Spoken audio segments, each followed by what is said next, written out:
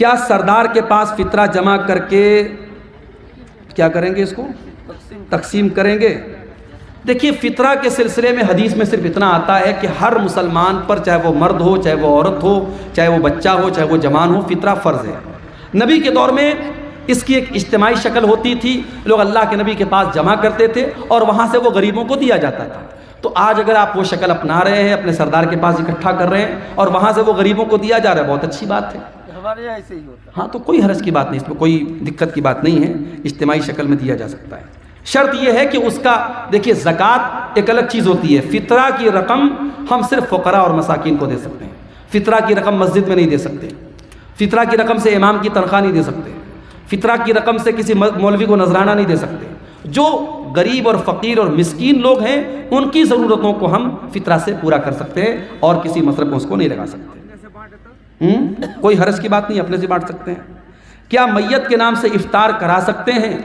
میت کی طرف سے جو عام صدقہ اور خیرات کیا جاتا ہے تو بہت سارے اہل علم نے یہ کہا ہے کہ افطار بھی ایک طریقے سے لوگوں کو کھانا کھلانا ہے، اور وہ بھی ایک طریقے سے اگر ہم کسی غریب کو کھلا رہے تو صدقہ ہے، تو اس اعتبار سے میت کی طرف سے بھی ہم افطار کرا سکتے ہیں۔ لیکن بہرحال افطار چونکہ ایک مخصوص عبادت ہے اور مستقل طور پر ہمیں کوئی ایسی دلیل نہیں ملتی کہ نبی کے صحابہ نے اپنے مرے ہوئے ماں باپ کی طرف سے یا رشتہ داروں کی طرف سے افطار کرایا ہو، اس لیے افطار زندے ہی کی طرف سے کیا جائے، انسان اپنی طرف سے کرے تو بہتر ہے۔ اپنے مردہ لوگوں کی طرف سے اگر کچھ کرنا ہے تو غریبوں میں پیسہ بانٹ دے، غریبوں کو کھانا دے دے، افطار کرانے میں جو ہے پرہیز کیا جائے تو زیادہ بہتر ہے۔ مولانا توحید صاحب نے ایک پرچی دی ہے، اس پہ کچھ سوالات ہیں، میں ان کو جواب دے کر کے میں بات ختم کروں گا، کیونکہ ہمارے ایک بنگلہ مقرر بھی موجود ہے اور 3 بجنے والے ہیں۔ میں ان سوالوں کو مختصر طور پہ جواب دے کے بات ختم کرتا ہوں۔ ایک سوال آیا ہے، کیا عقیقہ کے جانور کے لیے دتا ہونا ضروری ہے؟ ضروری نہیں ہے، دتا ہو تو بہتر ہے، لیکن جانور عقیقہ کا جو ہے وہ دتا ہونا شرط نہیں ہے۔ اگر بچہ مرا ہوا پیدا ہو تو اس کا جنازہ پڑھیں گے یا نہیں؟ اس مسئلے میں علماء کا اختلاف ہے۔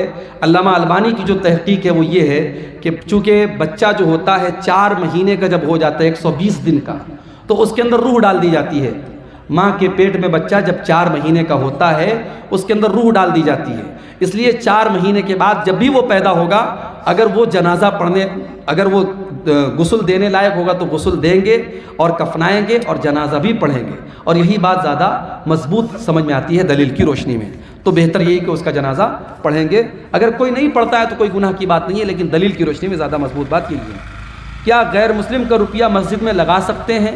لگا سکتے ہیں، مگر ایک شرط ہے، اگر وہ غیر مسلم کوئی ایسا کاروبار کرتا ہے جو پورا کا پورا حرام کاروبار ہے تو وہ پیسہ پھر ہم مسجد میں نہیں لگائیں گے، اس کو منع کر دیں گے، بھائی تمہارا پیسہ ہم نہیں لے سکتے۔ لیکن ایسا بہت کم ہوتا ہے، غیر مسلموں کے یہاں بھی حلال بزنس بھی ہوتے ہیں، حرام بزنس بھی ہوتے ہیں، تو اگر مکس آمدنی ہے تو ہم وہ لے سکتے ہیں۔ اس کی دلیل کیا ہے؟ نبی کے دور میں مکہ کے کافروں نے اللہ کے گھر کو خانہ کعبہ کو بنایا تھا آپس میں چندہ کر کے، لیکن وہ لوگ بھی خانہ کعبہ کی بڑی عزت کرتے تھے تو انہوں نے حلال آمدنی سے ہی بنایا تھا۔ تو اللہ کے نبی نے جب خانہ کعبہ کو فتح کیا تو آپ نے خانہ کعبہ کو یہ کہہ کے گرا نہیں دیا کہ وہ ان کی آمدنی سے بنا ہے، ان کے چندے سے بنا ہے، آپ نے اس بلڈنگ کو برقرار رکھا۔ تو یہ عمل اس بات کی دلیل ہے کہ غیر مسلم کا چندہ بھی ہم لے سکتے ہیں، شرط یہ ہے کہ اس کی آمدنی ہے حلال آمدنی بھی شامل ہو، اگر مکمل حرام کی آمدنی ہے تو پھر ہم اس کا چندہ نہیں لیں گے۔ گائے یا بیل کا عقیقہ دے سکتے ہیں یا نہیں؟ نہیں دینا چاہیے، مناسب نہیں ہے، اس لیے کہ عقیقہ کے جانور میں جہاں بھی حدیث میں ذکر ہے چھوٹے جانور کا ذکر ہے۔ بعض علماء نے بڑے جانور کو جائز قرار دیا ہے، مگر دلیل کے اعتبار سے اس کی کوئی مضبوط دلیل نہیں ملتی۔ جہاں پر بھی حدیثوں میں ذکر ہے چھوٹے جانور کا ذکر ہے، آپ بکرا بکری کر سکتے ہیں، بھیڑا بھیڑی کر سکتے ہیں، دمبا وغیرہ کر سکتے ہیں، لیکن بڑے جانور کا ثبوت عقیقہ میں نہیں ملتا ہے۔ آسانیاں ہیں ہمارے دین میں۔ سفر میں ہم نکلے، ابھی ہمارے کٹیہار کے بعض احباب ہیں، کل ہم لوگ یہاں سے جمعہ پڑھ کے جامتاڑا گئے تھے، 350 کلومیٹر دور گئے تھے، سفر میں نکلے ہیں، نماز کا ٹائم ہوا، ہم 4 رکعت والی نماز کو 2 رکعت پڑھیں گے، سنت پڑھنے کی ضرورت نہیں ہے، فجر کی سنت پڑھیں گے، باقی کوئی سنت پڑھنے کی ضرورت نہیں ہے، 4 رکعت والی کو 2 رکعت پڑھیں گے، ظہر اور عصر کو اکٹھے پڑھ لیں گے، مغرب اور عشاء کو اکٹھے پڑھ لیں گے۔ آسانیاں ہیں قدم قدم پر ہماری شریعت میں۔ میرے پیارے ساتھیوں، یہی بات ہے جو اللہ قرآن میں کہہ رہا ہے، لَقَدْ جَاءَكُمْ رَسُولٌ مِّنْ أَنفُسِكُمْ عَزِيزٌ عَلَيْهِ مَا عَنِتُّمْ، ہم نے تم کو وہ نبی دیا ہے جو تمہیں جان سے زیادہ پیار کرتا ہے۔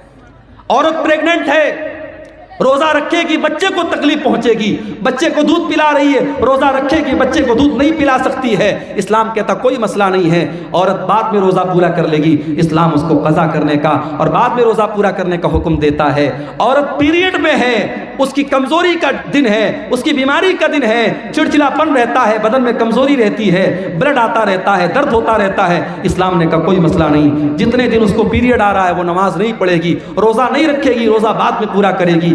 قدم قدم پر ہماری شریعت میں میرے بھائیوں آسانی رکھی گئی ہے۔ وہ نبی ہماری آسانی کا بڑا خیال رکھتے تھے اور وہ نبی ہم سے بہت محبت کرتے تھے، وہ راتوں کو اٹھ کر کے ہمارے لیے رویا کرتے تھے۔ میرے بھائی، میرے نبی رات کو اٹھ کر کے دعا کیا کرتے تھے، اے اللہ میری امت کا کیا ہوگا، اور اللہ تعالیٰ اپنے نبی کو تسلی دیتا تھا کہ آپ اپنی امت کے لیے پریشان مت ہوئیے، ہم آپ کی امت کے بارے میں آپ کو خوش کر دیں گے۔ شاعر نے کتنی سچی بات کہی ہے، سلام اس پر جو امت کے لیے راتوں کو روتا تھا، سلام اس پر جو فرش خاک پر جاڑے میں سوتا تھا، سلام اس پر کہ جس کے گھر میں چاندی تھی نہ سونا تھا، سلام اس پر کہ ٹوٹا بوریا جس کا بچھونا تھا۔